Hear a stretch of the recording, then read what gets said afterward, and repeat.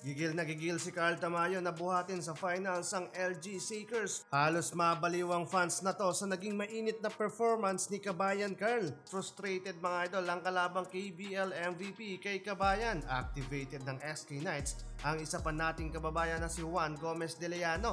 Pinahirapan mga idol sina Carl.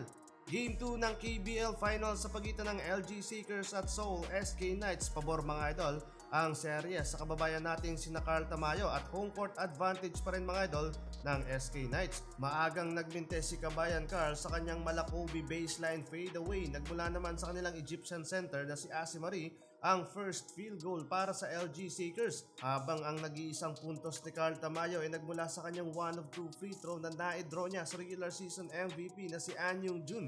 Sinundan pa yan mga idol ng wing 3-pointer ni Kabayan Carl plus etong deep 3-pointer ng kanilang local player. 4 points lead para sa LG Shakers sa halfway ng quarter. Habang frustrated na mga idol yung best player ng kabila na may early 2 personal foul na kaya binalik muna sa bench. So far so good mga idol ang pinapakitang performance ni Carl Tamayo both offense and defense. Pinasayaw-sayaw pa mga idol sa painted area ang former teammates ni Ren sa bando with a fadeaway floating jump shot.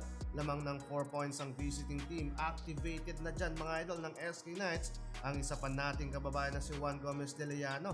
6 points and 2 rebounds para kay Carl, 50-19 in favor sa LG. Second quarter, inararo mga idol ni Carl Tamayo ang depensa ni Juan Gomez de Leano at nakapag-draw ng foul. Another 1 of 2 free throw na naman mula kay Tamayo.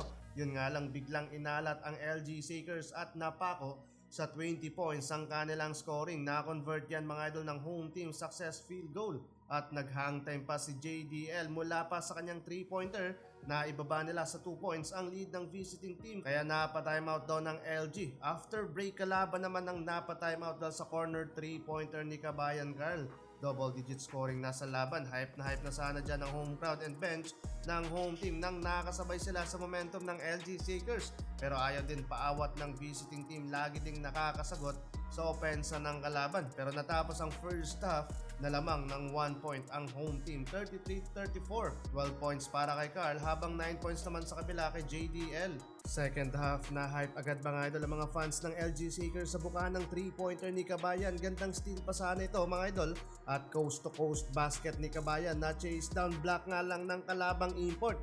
Nagkasunod-sunod pa mga idol ang turnovers ng LG kaya back to bench muna si Kabayan Carl Tamayo. 4 points lead para sa SK Knights. Hindi rin nagtagal sa bench si Carl Tamayo at agad ibinalik sa laban. Instant impact mga idol sa opensa. 4-0 run para sa LG at tabla na naman sa 40 points ang talaan sa scoring. Halos mabaliw ang mga Koreanong fans na to sa ginagawa ng LG Shakers. Umulan ng 3-pointer kaya nakakalamang doon ng LG Shakers. Last quarter, agresibo na mga idol ang home team. 6-0 run ang ginawa dito ni na JDL. Napapadasal na ang fans ng SK Knights na nangyayari at naghahabol na dyan mga idol ang home team. Halfway ng quarter, 8 points lead para sa visiting team while 21 points na din para kay Carl Tamayo. Coming from the bench naman, JDL, 14 points para sa kabila. Nakaka-survive ang kupunan ni na Carl Tamayo dito sa home team na SK Knights. Panalo pa sa Game 2. 2-0 na ang serye pabor sa LG.